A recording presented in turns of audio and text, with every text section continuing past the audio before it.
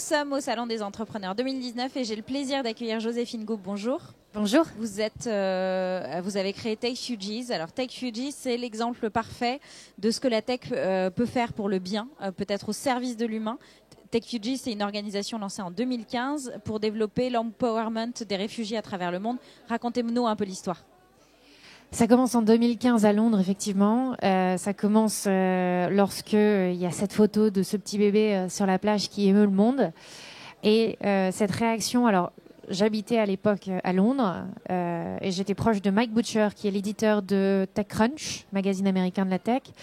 Et à ce moment, cette émotion qui traverse le monde et l'Europe sur les réfugiés fait dire, on nous parle toute la journée de la tech qui disrupt, qui innove et qui change le monde. Mais alors, pour les réfugiés, rien à faire. En fait, vous représentez l'idée qu'on peut associer travail et engagement dans les nouveaux business, mais aussi une nouvelle manière de penser le business. C'est-à-dire qu'on en parlait juste avant de commencer ce plateau. La tech for good, c'est aussi une manière complètement différente de penser le business parce qu'on ne peut pas penser rentabilité. On peut penser rentabilité, mais rentabilité limitée. Quand elle sort En fait, vous essayez de jongler entre impact et rentabilité.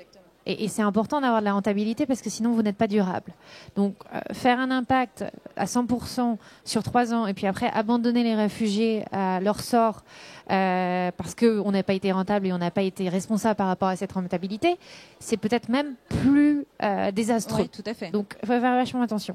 Mais c'est vrai que c'est un jongler, et ça, c'est une expertise ou du moins un secteur qui est encore aujourd'hui très naissant, et où on trouve très peu de conseillers. Et donc, c'est un écosystème, fragile qu'on essaye de rendre durable et solide. Et c'est un business model qui est plus fatigant. Comment vous y parvenez justement? Vous êtes aujourd'hui l'unique salarié de TechFugees et vous devez sans cesse jongler entre les opérations du terrain, la recherche de financement, la mise en œuvre. Enfin, voilà, comment vous jonglez avec ça et du coup, quels sont les objectifs, j'imagine, de 2019? Et ben on jongle avec et on a beaucoup de bénévoles. Et justement, le challenge, c'est vraiment de trouver les financements qui vont comprendre que le retour, il va peut-être pas être à 3 à 5 ans, mais il va être à 7 à 10 ans. Il y en a qui sont prêts à entendre ça aujourd'hui, mais il faut les trouver. Ils sont moins nombreux, on va dire. Comment on jongle ça? On essaye, ça marche. Aujourd'hui, on a vraiment 2 objectifs qui sont créer cet écosystème durable et solide de porteurs de projets qui créent la technologie en faveur des réfugiés, dont leur inclusion, l'éducation, la santé, etc.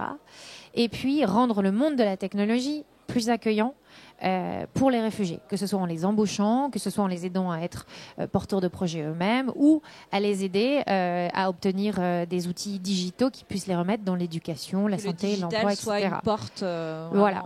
Alors souvent, quand on me dit qu'est-ce que fait TechFugees concrètement, et ben en fait, en gros, on a passé les 3 dernières années à faire des hackathons. On a été connus pour ça, pour aller sourcer quels sont les problèmes des réfugiés actuellement.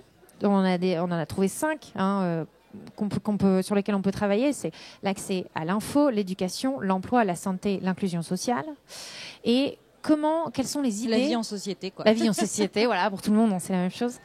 Et comment on peut les aider avec la technologie qui est créée aujourd'hui? Alors, comment on peut établir des MOOC, des cours en ligne qui puissent s'adresser à la population réfugiée, les populations réfugiées? Comment on peut faire de l'emploi en ligne, à distance, en prenant le talent des réfugiés? Je vous donnerai plusieurs exemples. Notre projet phare, c'est Takadam. Takadam, c'est une jeune fille qui a dit « Moi, je vois du talent dans les camps de réfugiés.